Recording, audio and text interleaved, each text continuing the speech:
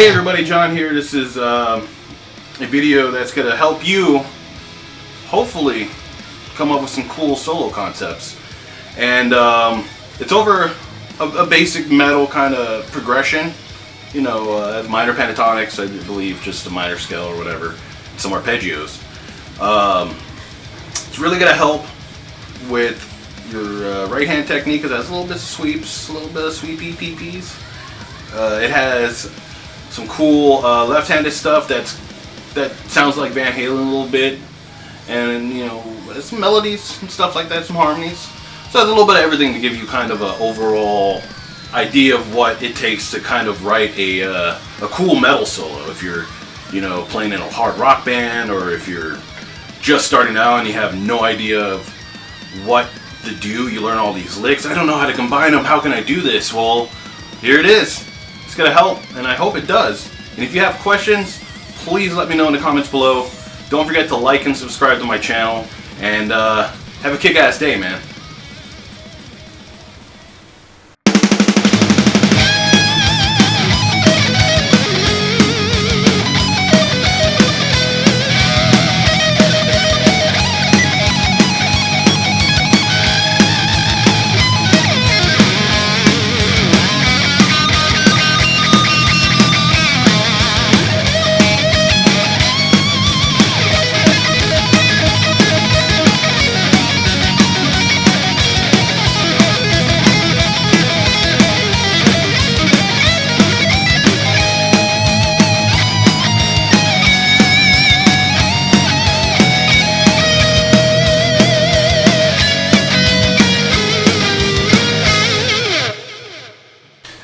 Alright, well, I hope you thought that was cool. So I'm going to break it down a little bit. So when I came up with this idea, I get a lot of questions of like, how do you build up speed, or how do you sweep pick, or whatever, and this kind of has a little bit of everything. So when I started off, I wanted to try and make it melodic and kind of hooky in a sense of like, you remember. It's not just blistering solos. So you're gonna have some little. You gotta throw some phrasing in there. You gotta throw some bends. You gotta throw some different note choices. You know, you gotta kind of make it stand out and try and not be completely different from the rest, but still just maintain a sense of melody throughout the solo. And the solo starts off with a bend. You know, I'm gonna press record. Then press record. Okay, press record now. So, starts off with a bend. It has a minor pentatonics run going.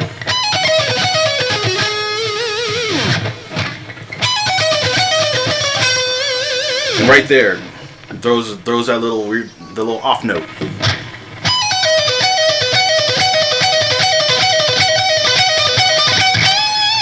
You know, throws that kind of stuff in there. And that right there just already makes a huge difference in sounding basic and being like,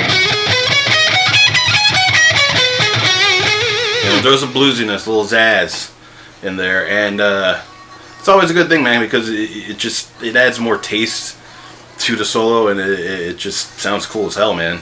So after I did that, I did a kind of like a rip off of Van Halen, you know, because he always does these cool fucking like really fast bluesy licks, which involves the odd note that I just mentioned.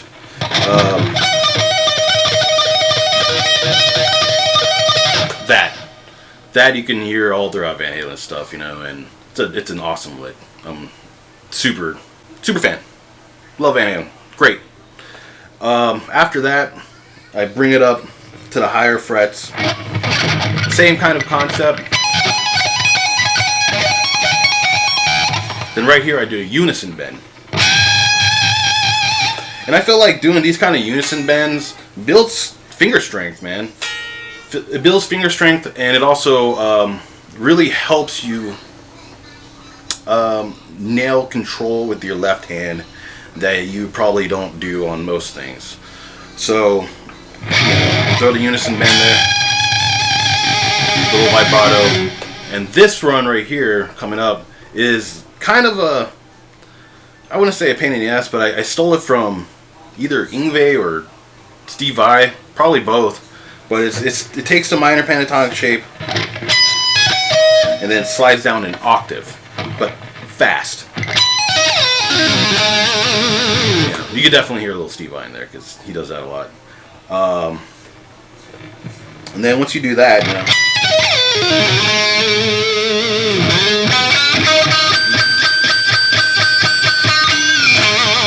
you throw that bend in there. That bend just adds the soul. It adds the like get it, And then after that, I go into another easy blues lick.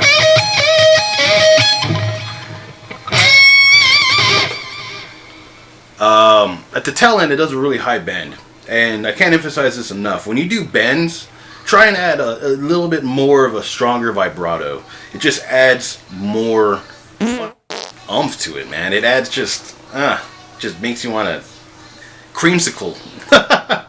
No, but always think about that. It's a good way to just throw a little bit more emotion into it. Really piercing, love it. And then after that, it goes into an arpeggio sequence, and it's just a 3-string sweeping thing, and it's pretty easy, man. I mean, like, it's a good way to kind of throw in a little bit of that neoclassical power metal vibe going. Just make sure whenever you do the bend, the high bend, to be aware of your positioning when you go into the arpeggios, because it's easy to get kind of flubbed up after doing a high bend because your fingers and your muscles are focusing on that, and then you got to go do some other stuff, and you don't want to get jumbled up. So definitely take and apply these at a slow tempo, and then speed them up.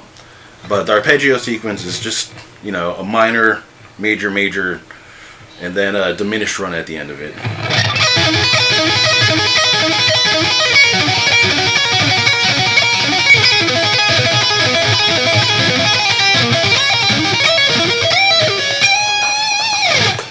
And with the diminished shape, I do it a little different. It just feels better to me. This is what I do personally. I know a lot of people do like that. I kind of like to keep the shape the same way I would be sweeping a major arpeggio, But I add that diminished third or whatever it's called in there, and basically I'm playing an octave lower from what it is. So it's just easier for me to move around.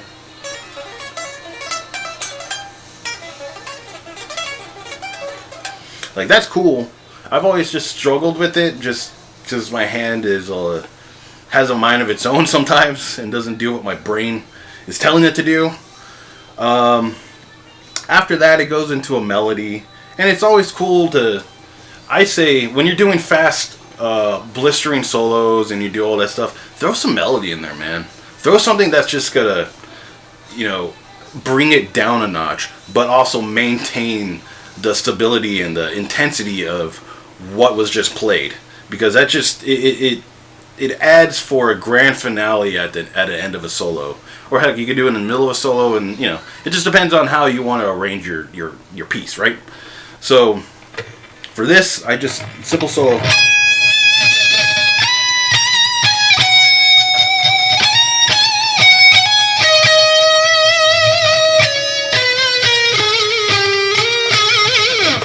Right?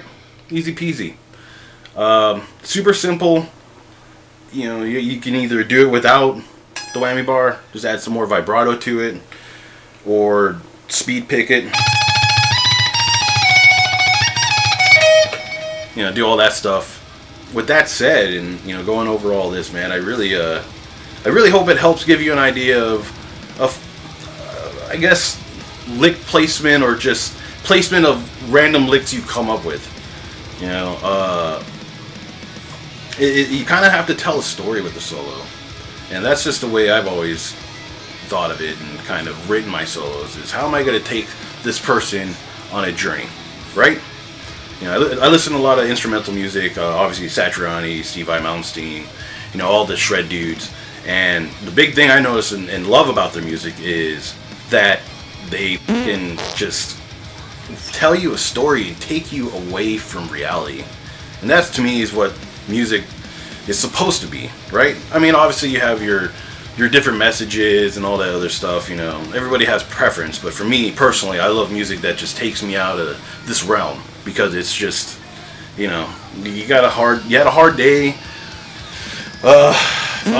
bills, babies, life, all that shit. It can, you know, it can overwhelm you, right? So when you're writing a solo or you're writing a song, write from the heart and really just write from your perspective of life. The more you do that, the better the songs, the more you become in tune with your instrument and yourself in the long run. So, you know, I thank you for taking the time to check out this video. You know, if you like this content, you want more, you have feedback, please let me know in the comments below.